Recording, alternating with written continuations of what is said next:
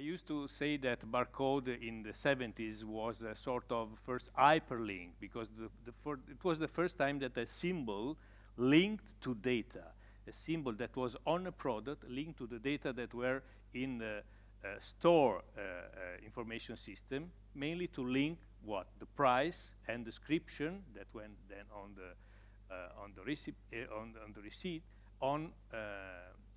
to the product. So it was an hyperlink, I would say 1.0. The main purpose was to get efficiency because in the 70s everything was growing very fast, and the retailers were struggling how to improve the productivity. What are the changes that also represent for GS1 a challenge, and how we have to adapt our solutions, our standards in order to serve our industry and to be relevant for our industry.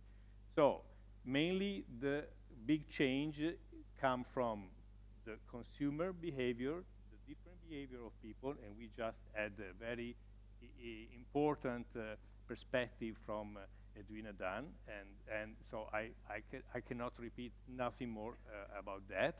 And also from technology. Suddenly the scanner is in the hand of the consumer, of the shopper. So of course he expects to get some information. And we listened about the fact that people are looking for information in the product. They want to navigate in order to satisfy actually what are not only their needs, but also their way of life. So they want to see and to look in the product what is necessary to, let's say, profile their diet, to find their interests, etc., what they love, actually. So it is so important that product, in a way, is becoming somehow a new media. So the product is where manufacturers has to put information in order to satisfy this request of the consumer. We decided to work on an innovation, and is, let's say, I call it serialization, because also was mentioned in the previous presentation also the role, for example, of regulators about track and tracing, consumer safety, etc. Regulators have a great impact. We all talk about blockchain, for example, but if you want to do these things, you need to serialize product. You cannot get any information about that specific product. You cannot get any specific information, and you cannot provide product safety and so consumer safety if you cannot track a specific object along the supply chain. So what we did is, and we are still working on it, so this is let's say, we are presenting this in even before it is officially launched, but we are working on this. But in order to follow the big change in consumer behavior, etc., is not only about identification.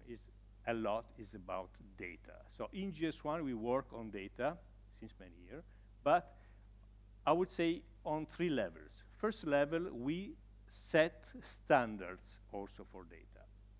Standards are rules, and the main rules that we set for data are data definition. So we maintain in GS1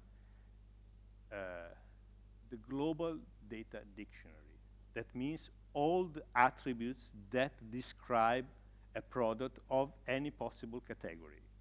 So there is a global data dictionary, and it is a global standard in the world. If you want to describe a product according with the standards, you can get this global data dictionary and pick all the attributes that you need to describe a product in a way that is understood all over the world. Then we have data exchange standards. So how to exchange these attributes that describe a product in the supply chain with all the commercial counterparts. For sure you know GDSN, Global Data Synchronization Networks, these electronic catalogs that are used from retailers and manufacturers to exchange their data in a very effective way. So data definition, data exchange, not only for products, but also for logistic unit, etc., and also for documents, actually, EDI, etc., etc.